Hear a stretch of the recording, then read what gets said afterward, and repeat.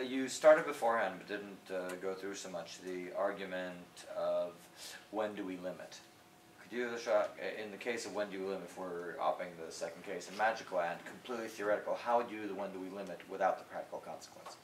Okay.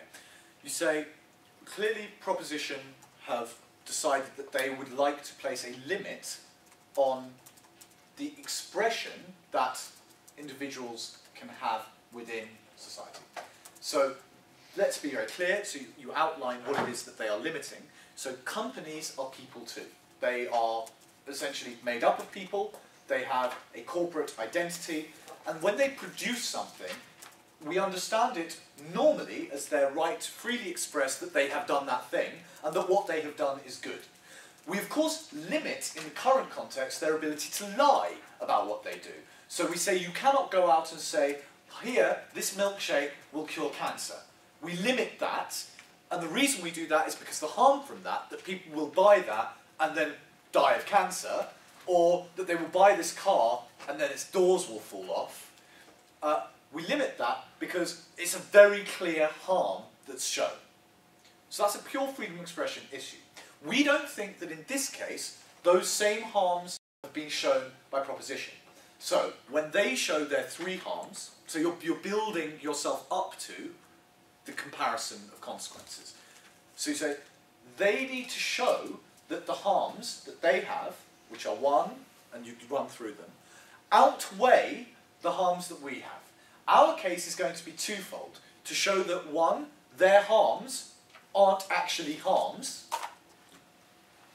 and that two, there will be, in addition, other harms that happen as a result, and that's why we should just don't limit this speech. In fact, we should promote it.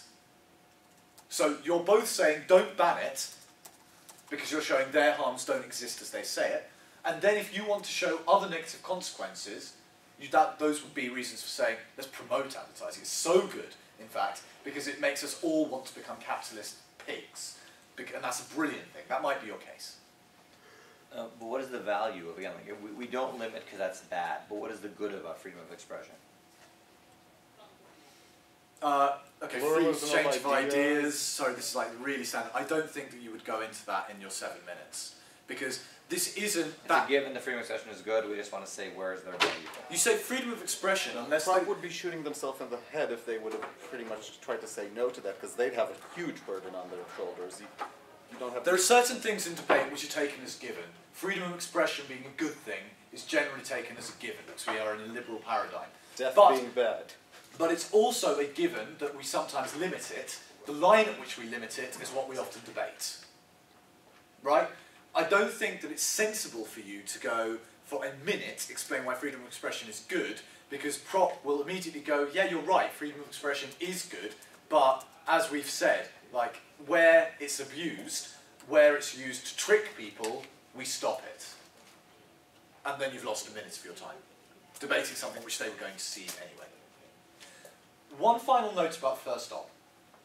The reason that first stop is, in my view, more difficult than any other is that you don't know exactly what first prop is going to say.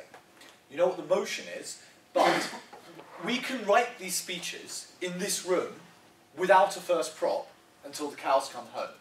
What I notice a lot is that people stand up and give the first stop speech that they wanted to give against the prop that they thought was going to come. You need to be very certain that you listen to proposition and one, listen to what burden they have taken on so that you can then take on exactly, you can take them on their grounds. Or, alternatively, if you don't believe that their grounds are legitimate, explain why you're going to debate using different grounds. I wasn't able to tell you about some really other interesting stuff about when you increase your burden and when you don't, because, yeah. One last short question. Because they're not kicking us out. Wait a second. Have they finished?